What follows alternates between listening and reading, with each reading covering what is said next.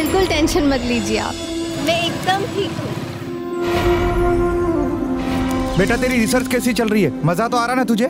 हाँ पापा, fine arts की रिसर्च के लिए मेरे लिए खुर्जा से अच्छी जगह हो ही नहीं सकती थी। यहाँ के स्कल्पचर्स, यहाँ का कल्चर, मैं इतनी खुश हूँ पापा यहाँ पर।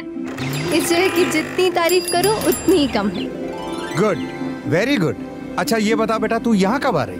हाँ दीदी, अब आ भी जाओ ना, हम आपको बहुत मिस करते हैं। हाँ मंजू, मैं अगले ही हफ्ते मथुरा आ रही हूँ, तब तक तो थोड़ा मुझे और मिस कर ले। और सुन, मैंने तेरे लिए चाइना क्ले की एक बहुत सुंदर पॉटरी ली है। तुझे पता है पूरे मार्केट में सिर्फ एक शॉप पर एक ही पीस अवेलेबल था और वो मैंने तेरे लिए लिया है। थैंक यू दीदी।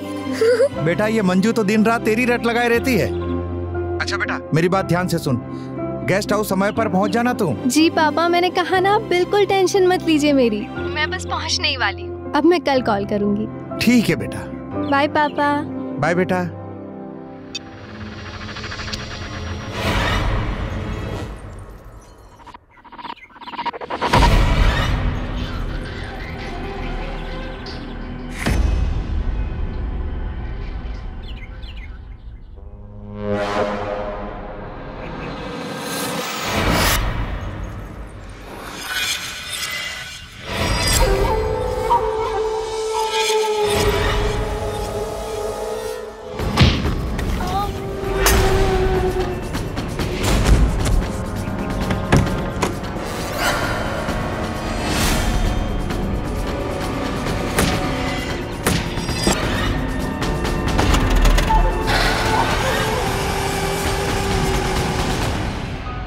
नमस्कार, मैं पूजा गौर सावधान इंडिया यूपी फाइट्स बैक में आप सबका स्वागत करती हूँ। बेहतर भविष्य और अच्छे करियर की खातिर स्टूडेंट्स अक्सर अपने घर से दूर दूसरे शहर में जाकर पढ़ाई करते हैं। जाहिर है कि ऐसे में माँ बाप का अपने बच्चों के लिए फिक्रमंद होना लाजमी है, लेकिन ये फिक्र तब और बढ़ जाती है जब घर की बेटी दूसरे शहर जाकर पढ़ाई कर रही हो। मथुरा की छात्रा सांची गुप्ता भी अपने घर से दूर उत्तर प्रदेश के शहर खुर्जा में आर्ट्स की पढ़ाई कर रही थी। खुर्जा जो अपनी खूबसूरत सिरामिक पॉटरीज के लिए दुनिया भर में मशहूर है, इसी शहर में पढ़ने आई सांची को एक दिन किडनैप कर लिया गया। ये कोई आम किडनैपिंग नहीं थी, क्योंकि सांची की किडनैपिंग से शुरू हुए इस केस के रहस्य पर से जब पर्दा उठा तो पब्लिक, पुलिस और प्रशासन तक सबके होश उड़ गए।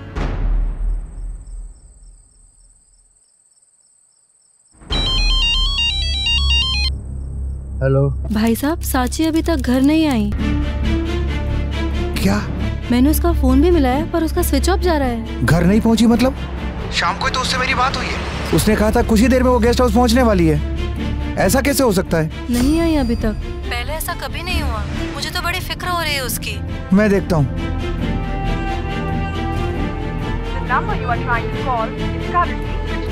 क्या हो रहा है? फोन भी नहीं लग रहा है। हाँ हाँ, यहीं रोकना भैया, यहीं रोकना। आओ बेटा।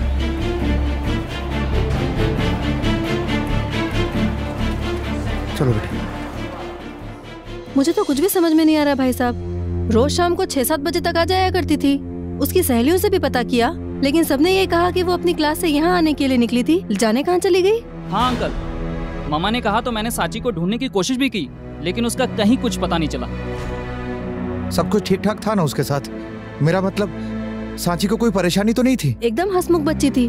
अपनी रिसर्च को लेकर भी काफी खुश थी वो, और उसके यहाँ रहने से हम सबको भी बहुत मन लगता था। हाँ अंकल, ना ही किसी से कोई लड़ाई, ना ही कोई झगड़ा, न जाने क्या हुआ। पापा। हाँ दीदी ठीक तो होगी ना? हाँ बेटा, ठीक होगी।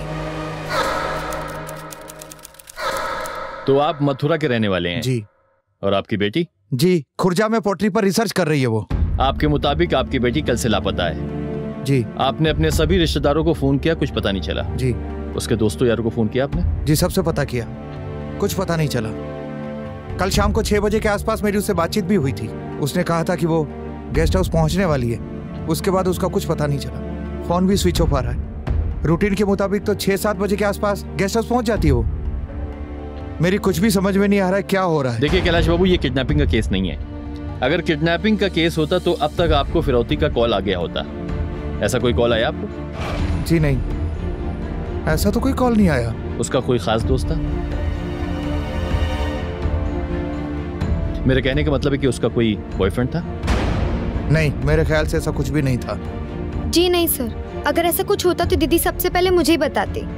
ठीक है, मैं एक काम करता हूँ, मैं मिसिंग की एक एनसी लिख लेता हूँ। एक बात बताइए, आपके पास उसकी कोई लेटेस्ट फोटोग्राफ है? जी जी। बेटा फोटो दे।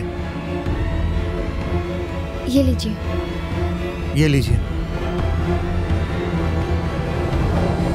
आपने बताया था आपकी बेटी से आपकी बात आखिरी बार 6 बजे हुई थी? जी।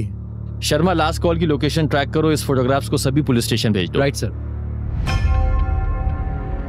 देखिए कैलाश बाबू, आप चिंता ना करें, हम पूरी कोशिश करेंगे उसे ढूंढने की, और आपको यकीन दिलाते हैं आपकी बेटी जल्द से जल्द आपके पास होगी।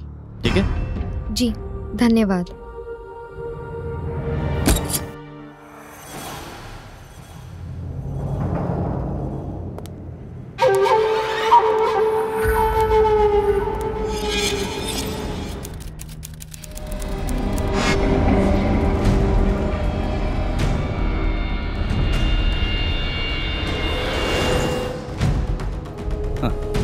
सर ये देखिए,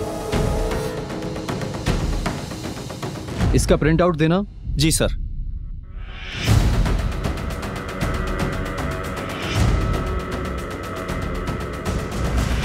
सर सांची के फोन से आखिरी बार कॉल किस जगह से हुई थी, उस जगह का पता चल गया है सर। चलो।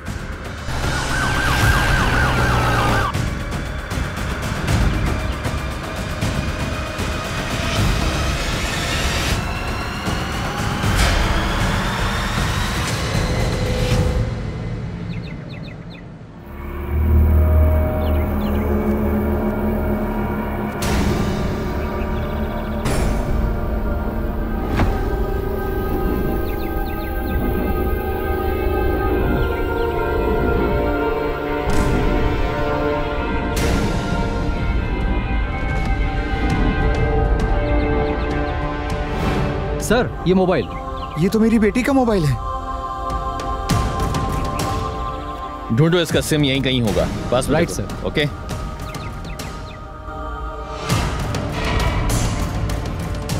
सर ये सिम कार्ड मिला। एक काम करो। Yes sir. इसके सारे कॉल रिकॉर्ड चेक करो। ओके। Right sir. सारी एविडेंस को देखते हुए लगता है कैलाश बाबू आपकी बेटी को अगवा किया गया है। अगवा किया है? भला मेरी बेटी के साथ ऐसा कोई क्यों करेगा? यही तो हम जानना चाहते हैं, लेकिन जिसने भी किया है उसने आपकी बेटी पर काफी दिनों से नजर रखी है। यह हादसा जो हुआ है उसके गेस्ट हाउस के पास में हुआ है। एक बात बताइए, आपकी बेटी रिसर्च सेंटर से गेस्ट हाउस तक कैसे जाती थी? देखिए, रिसर्च सेंटर पास ही में है, इसलिए अधिकतर वो पैदल आया जाया करती थी, लेकिन कभी कभार रिक्शा ले लिया करती थी। इंस्पेक्टर साहब, मुझे बड़ा डर लग रहा है। मुझे अपनी बेटी की बहुत फिक्र हो रही है। पता नहीं कहाँ होगी और किस हाल में होगी वो। आप चिंता न करें, सब ठीक हो जाएगा। दयाल। Yes sir. आसपास जितने भी रिक्शा वाले हैं ना, सबसे पूछताछ कर, कोई भी क्लू मिलता है तुरंत मुझे बता। ठीक है सर। गो।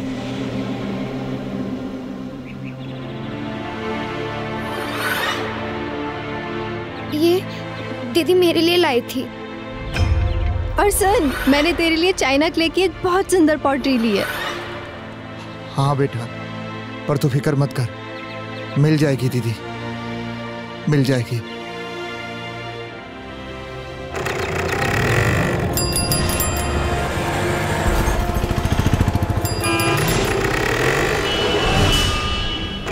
पुलिस ने सांची के लापता होने के बारे में इलाके के सभी रिक्शा वालों से पूछताछ की।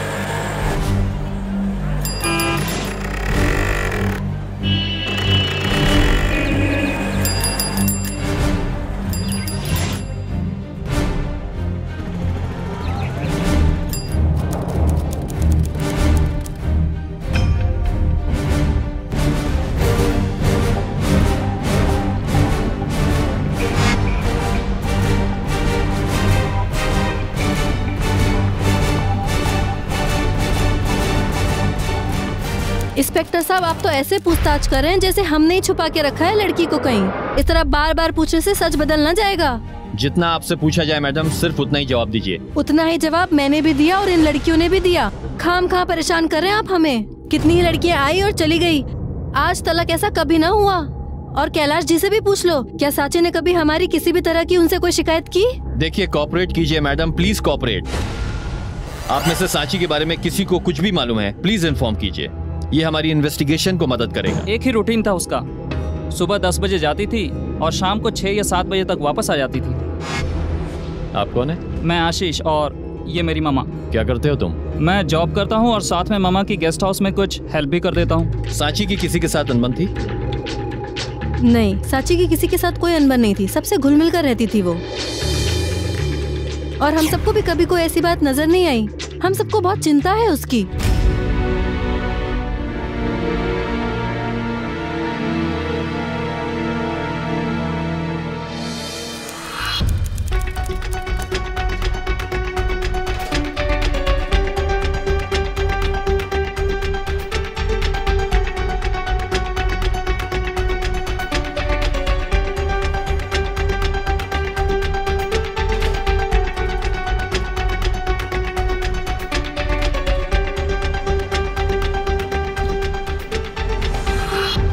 यहाँ तो कुछ नहीं मिला सर।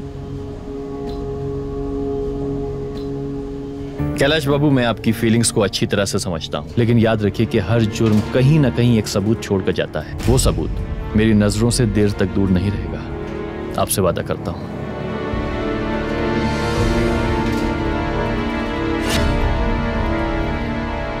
सब ठीक हो जाएगा।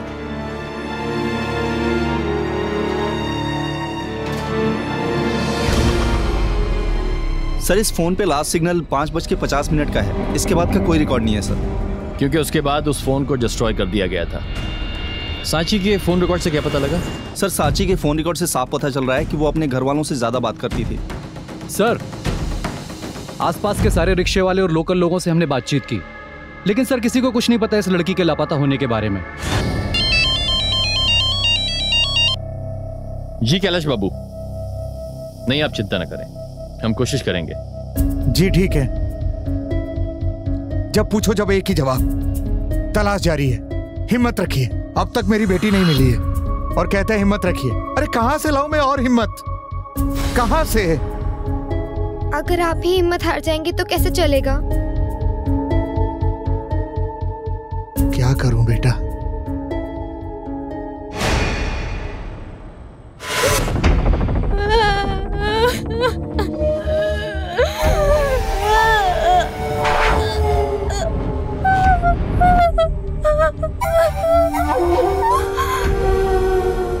सांची तक पहुंचने के लिए पुलिस हर मुमकिन कोशिश कर रही थी, लेकिन अभी तक ना तो कोई ठोस सबूत उनके हाथ लगा था और ना ही कोई चश्मदीद। तहकीकात के लिहाज से पुलिस के आगे सबसे बड़ी मुश्किल ये थी कि उनके शक के दायरे में भी कोई नहीं था।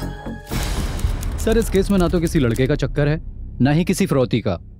तो सर आखिर ये माजरा है क्या? जब ऐसी नौबत आ जाए ना दयाल, तो हमें एक बार फिर से शुरुआत से ही शुरू करना पड़ता है।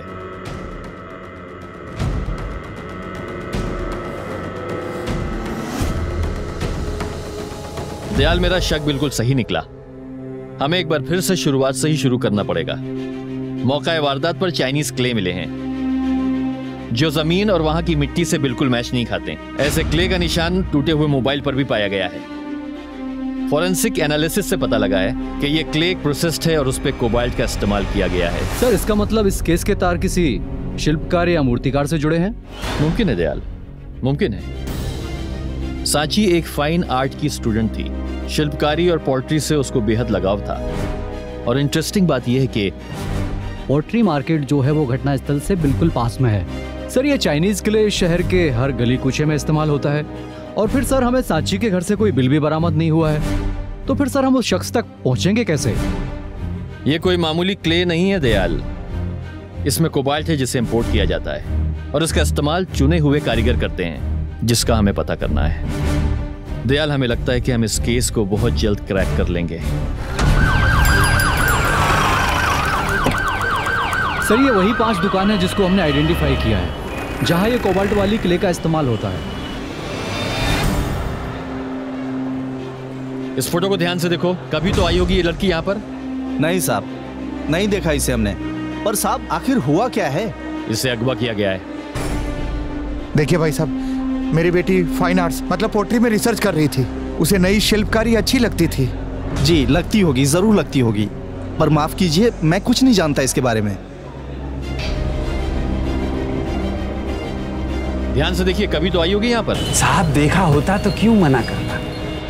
बीवी बच्चों की कसम खिलवा लो साहब, मगर मैंने इसको कभी नहीं देखा। नहीं साहब, इसे तो नहीं देखा साहब, एकदम सच्ची कह रहा हूँ साहब। नहीं साहब, मैंने इसको नहीं देखा। मालिक कौन है इस दुकान का? मेरा बेटा सज्जन। जी हमें साहब। क्या हुआ साहब? ये लड़की 2 दिन से गायब है, इसी सिलसिले में तुमसे बात करने आए हैं। ये लड़की? हाँ साहब, आई तो थी हमारी दुकान पर, यही कोई 10-15 दिन पहले आई थी।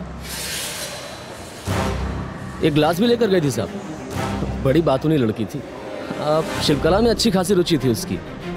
तरह तरह के सवाल कर रही थी हमसे हमारी कला के बारे में। अब साहब जितना हमको आता था हमने तो बता दिया, फिर उसके बाद हाथ जोड़ लिए हमने। ध्यान से देखो इसे, एक बार फिर ध्यान से देखो। ये लड़की 2 दिन पहले तुम्हारी दुकान पर नहीं आई थी?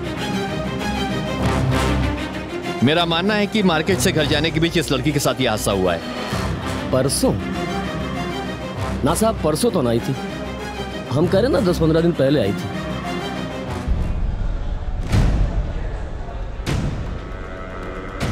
दयाल एक काम करो। Yes sir. इन सब की कुंडली निकालो, पता करो और कोई है जो इन क्ले में डील करता है। हमारी नजर से कैसे बच गया वो? हाँ राइट सर।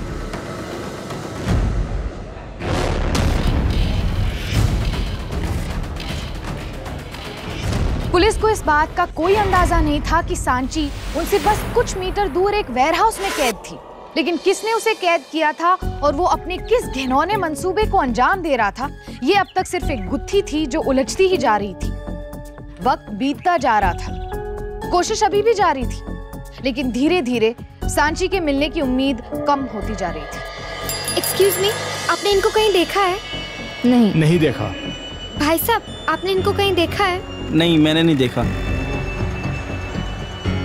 भाई ये नई मुसीबत गले कहाँ से पड़ गई? वैसे ही धंधा डाउन पे है। ये बाप बेटी न जाने कहाँ से आ गए इस शहर में। ये पुलिस के राउंड, फैमिली से पूछताछ। अगर ऐसे ही चलता रहा ना तो एक दिन ताला लग जाएगा अपने धंधे पे। सारे कस्टमर इधर उधर कट रहे हैं, ऐसा तो नहीं होने दूंगा मैं इन बाप बेटी की। तो सुनिए,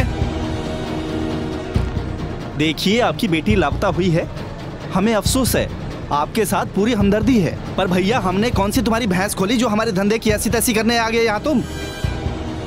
जी मैं कुछ समझा नहीं। अबे सुबह शाम ये पुलिस की पूछताछ, फैमिली वालों को भी परेशान कर रखा है इंक्वायरी कर करके। देख बहुत ज्यादा हो रहा है, अब है सबका धंधा चौपट हो रहा है यहाँ पे। बड़े बदतमीज हो आप। एक बाप जिसकी बेटी लापता हो चुकी है, आप उससे इस तरह से बात कर रहे हैं?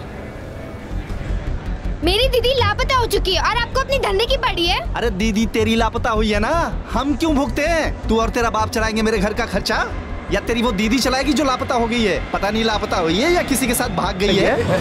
ए मिस्टर, जुबान संभाल के बात कीजिए, समझे आप? ए चुप रहे, बड़ी आई मिस्टर वाली। देखो भाई साहब, जाहिर सी बात है कि सबकी वजह से बहुत नुकसान हुआ हम लोगों का। ये भी गलत नहीं है, अब इनकी जगह अपने आप को रखकर देखिए आप। अरे भाई जी लेकिन मैं आपसे। तू कुछ ज्यादा ही ताव खा रहा है। अरे इनकी जगह अपने आप को रख कर देख, जाने के साल में होगी इनकी बेटी। भाई साहब, आपकी भी तो एक बेटी है, हमें समझने के लिए धन्यवाद। देखो भाई साहब, यहाँ माहौल बिगड़ रहा है, आप लोग जाओ यहाँ से। ये बात ठीक है कि ये लोग मुझे मानते हैं तो मैं थोड़ा बहुत तो संभाल सकता हूँ, लेकिन उसके बाद फिर मेरे हाथ में भी कुछ नहीं है। इसीलिए आप लोगों से विनती है कि आप लोग जाओ यहाँ से।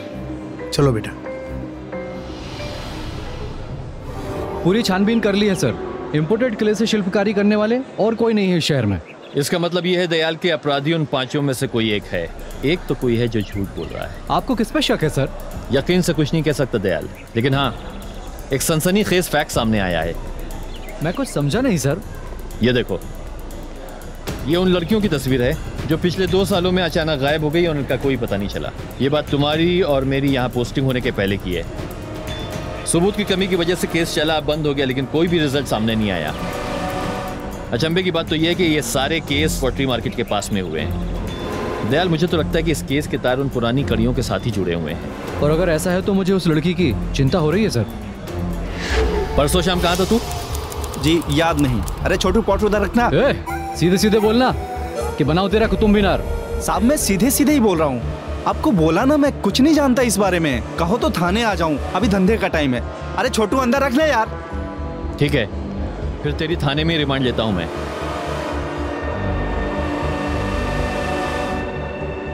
देखो यार, इसे कहीं देखा है? नहीं, मैंने नहीं देखा इसको। ठीक से देखो, कहीं तो देखा होगा। अरे कब तक चलता रहेगा ये सब? आपका तो नाम है, जान पहचान है, कुछ करिए ना हम लोगों के। या फिर भूल गए हम सबको? एक बेटी की बात हुई, ये भी नहीं भूला। मतलब कुछ नहीं करेंगे आप?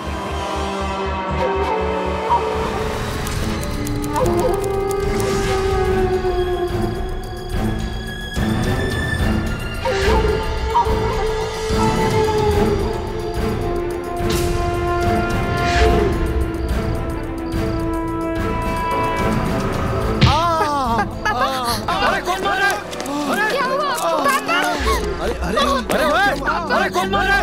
अरे क्या हुआ आपको? चोट तो नहीं लगी ना? अरे क्या हुआ हमको? चोट तो नहीं लगी ना आपको? अब आप ठीक हो?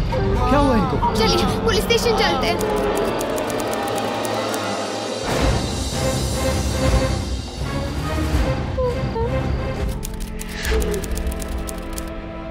यही है साहब।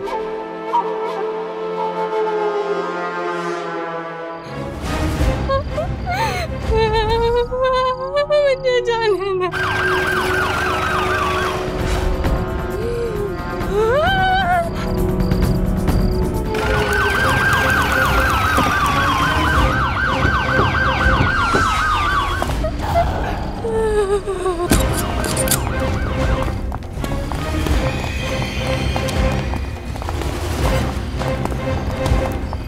उधर देखो, ऊपर देखो, ऊपर।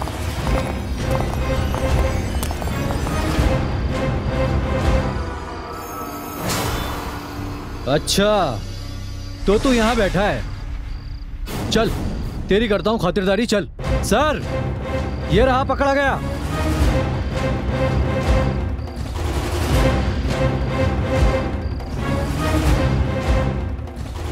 कभी तो आई होगी ये लड़की यहाँ पर? नहीं साहब, नहीं देखा इसे हमने। साची कहाँ है? बोल, साची कहाँ है? एक सांस में बता, वरना तू सांस लेने लायक नहीं रहेगा। साची कहाँ है? जान ले लूं इनकी, मार डालूं इन दोनों को। साफ सोचा तो यही था मैंने। वजह? साल भर पहले भी बीबी को जहर देने के जुर्म में अंदर गया था। तब 2 महीने की सजा हुई थी। साहब मैं बिल्कुल बेकसूर था उसमें। तब मेरा अच्छा खासा जमाया सब धंधा चौपट हो गया था। और साहब जैसे तैसे मैं फिर से अपने धंधे को लाइन पर लेके आया तो ये दोनों बाप बेटी आ गए। साहब मैं बस इन दोनों को यहाँ से भगाना चाहता था किसी भी तरह। बाकी साची कौन है, कैसी है, मैं कुछ नहीं जानता साहब, और न मैं जानना चाहता हूँ। सर, ऐसे नहीं उगलेगा ये। गुलबाज से। इंस्पेक्टर साहब, बस बहुत हो गया। बहुत कर लिया मैंने आप लोगों का भरोसा। अभी भी इतनी ताकत है मुझ में कि मैं अपनी बेटी को खुद ढूंढ सकूं। नहीं चाहिए आपकी मदद मुझे, मैं खुद ढूंढ लूंगा अपनी बेटी को। चल बेटा। एक उम्मीद की किरण जो बड़ी मुश्किल से जागी थी, अब तो वो भी बुझ गई थी। चलो चलो चलो चलो, बाहर निकलो, बंद करो इसे, चलो।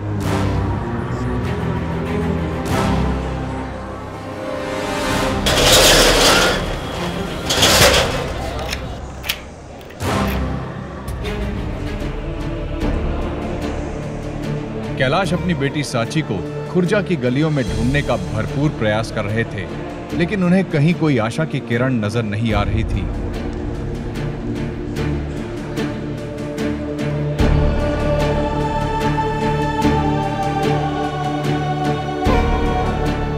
वो मायूस हो रहे थे, फिर भी उन्होंने अपनी कोशिश जारी रखी। अरे भैया भैया रुको, भैया इस एड्रेस पे ले चलो।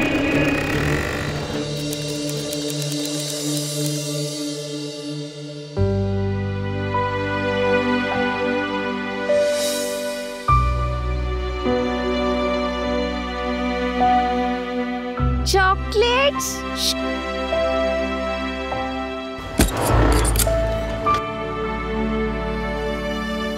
अच्छा, यहाँ।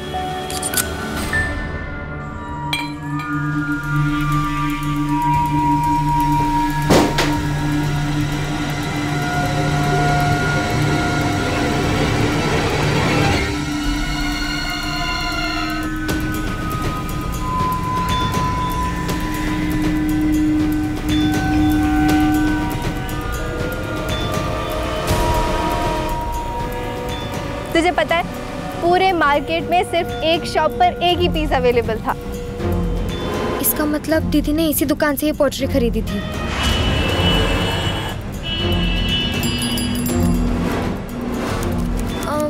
आपके हस्बैंड कहाँ हैं? I mean सज्जन जी। उन्हें बुलाया, मुझे उनसे कुछ अर्जेंट काम है। वो तो घर पे है।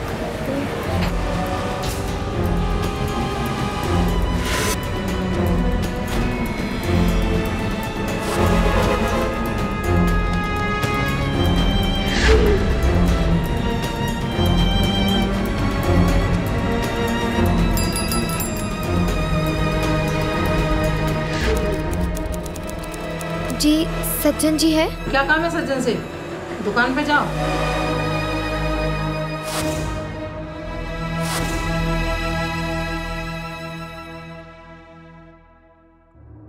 दीदी का और इतनी लड़कियों का फोटो यहाँ पर?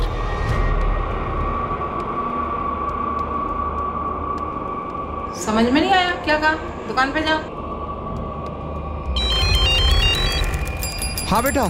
पापा, साची दीदी के किडनैपर के बारे में पता चल गया है। अच्छा, कहाँ? आप एक काम करिए, आप पोट्री मार्केट आ जाइए जल्दी से। मंजू, मंजू, रुको रुको रुको, चलो चलो। फोन भी नहीं लग रहा है, न जाने कहाँ होगी।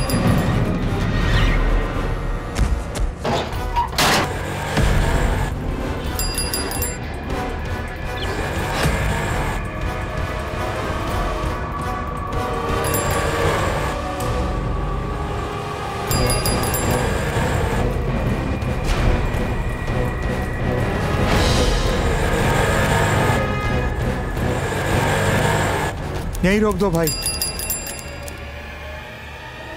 ओ बाबूजी, किराया तो दे दो। हाँ। क्या बात है बाबूजी, बड़े परेशान लग रहे हो। ये फोटो किसकी है? ये मेरी बेटी की फोटो है। कई दिनों से लापता है, कुछ भी पता नहीं चल रहा है। और अब तो छोटी बेटी भी न जाने कहाँ चली गई है, कुछ भी पता नहीं चल रहा है। बाबूजी, इसे मैंने देखा है। क्या? क्या बात? मैंने देखा साहब, उस दिन एक आदमी लड़की को गाड़ी में डाल रहा था। लड़की को कौन ले जा रहा है? उसने मेरे सिर पे कुछ हथियार जैसा मार दिया था सर, और मैं उसी वक्त बेहोश हो गया। तो तूने पुलिस को इन्फॉर्म क्यों नहीं किया? अब साहब आप बताएं, रोजी कमाए या फिर मुसीबत कमाए। आज ये बाबूजी मिले साहब, इनका दुख हम पे देखा नहीं गया साहब। हमने सोचा आज मुसीबत ही कमा लेते हैं। ये तस्वीर देख, बता इनमें से कौन है? ये है इनमें से। ध्यान से देख, पहचानता है? नहीं सर, उस दिन धुंधला सा ही देखा था सर। इनमें से कोई है, मैं कह नहीं सकता साहब। ये कैसे हो सकता है? ध्यान से इसे देख। हाँ? डर गया ना? नहीं साहब, नहीं डरा मैं। हाँ, मुझे उसकी एक बात याद है साहब, उसके बाएं हाथ पे सफेद निशान था साहब।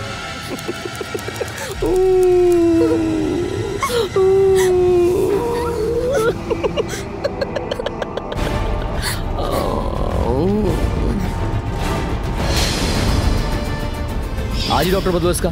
आज जुकाम है, कल बुखार हो जाएगा तो। मिल गया। दयाल। Yes sir. एकदम अपनी बहन की तरह प्यारी, मासूम। मेरी दीदी कहाँ है? बताओ। ठीक है, जहाँ है सुखी है बस। मेरे साथ जो रहता है सुखी रहता है।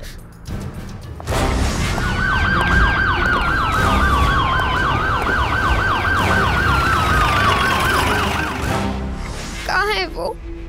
बताओ ना कहाँ है? अच्छी लगती थी साची, एकदम प्यारी, भोली, मासूम, खूबसूरत और जवान।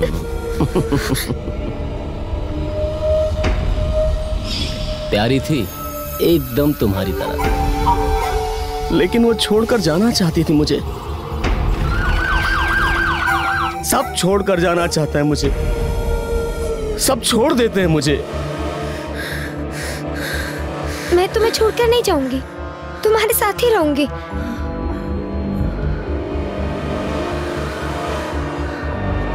क्या कहा? फिर से कहो।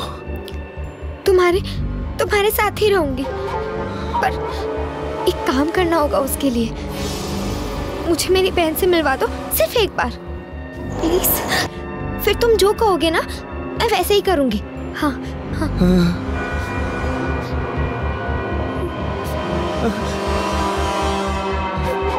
इसी मासूमियत पे तो जान देने को दिल करता है।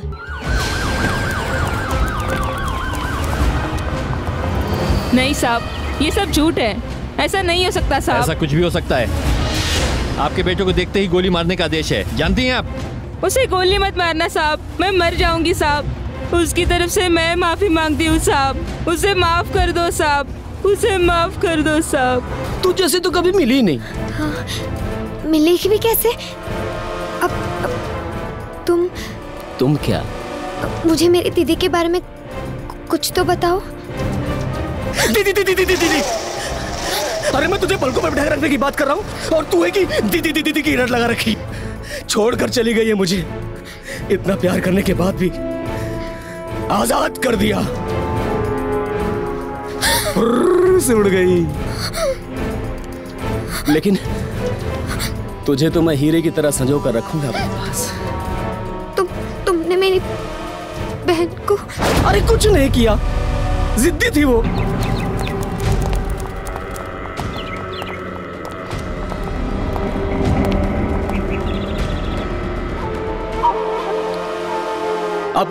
अब तुम जिद मत करो। हाँ? हाँ?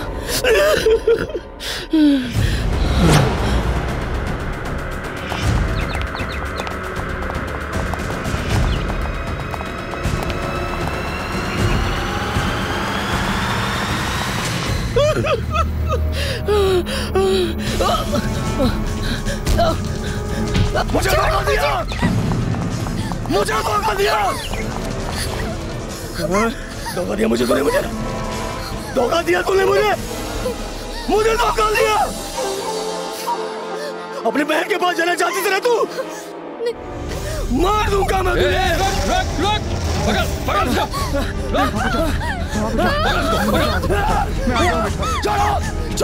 छोड़ो, सब ठीक होगा।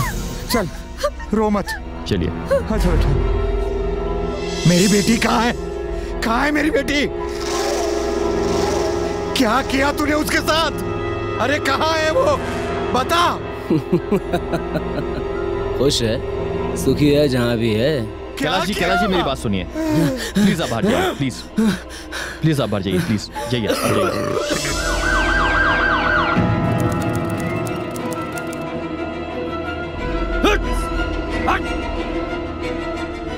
शादी के बाद अपनी बीवी से सुख ना मिला हमको, तो जवान जवान लड़कियों में खूबसूरती ढूंढने लगा। अगर प्यार से मानती तो ठीक था, नहीं तो क्या करता था उनके साथ? तो मार देता था। काम का बोझ बन जाती। यही उनको खूबसूरत बनाता था और यही उनके वजूद को मिटा देता था। जाओ जाओ, ढूंढो अपनी साची को, देखो यहीं कहीं होगी। जाओ, आओ ढूंढो, आओ साहब, ढूंढो साहब, आओ ढूंढो। हैं? होगी इसी राख में कहीं तुम्हारी साची। जाओ।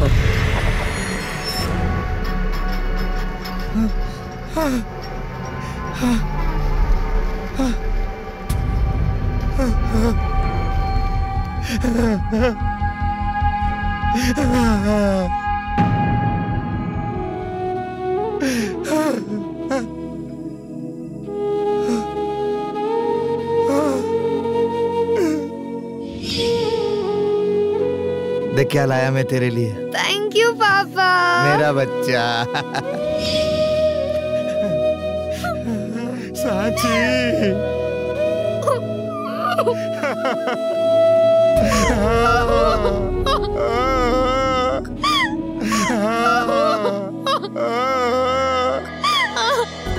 सज्जन जैसा शातिर सीरियल किलर कैलाश गुप्ता की मदद, पुलिस की कड़ी छानबीन और मंजू के साहस की बदौलत पुलिस की गिरफ्त में है। उसने जिस घिनौने और शर्मनाक गुनाह को अंजाम दिया था, उसे जानकर हर कोई दंग रह गया। ऐसे दरिंदों के लिए सख्त से सख्त सजा भी कम है। सज्जन पर 7 लड़कियों के वहशियाना कत्ल का मुकदमा चला और दफा 302 के तहत उसे उम्र कैद की सजा सुनाई गई। मनोवैज्ञानिकों के सर्वे के मुताबिक दुनिया भर में आज तक जितने भी सीरियल किलर्स पकड़े गए हैं, उनमें से 90% से भी ज्यादा लोग मानसिक तौर पर विकृत थे। लेकिन मानसिक तौर पर बीमार होने का मतलब ये नहीं कि उनके गुनाह को माफ कर दिया जाएगा। सज्जन भी एक ऐसी ही विकृत मानसिकता का आदमी था जो साफ तौर पर समाज के लिए एक जीता जागता खतरा था।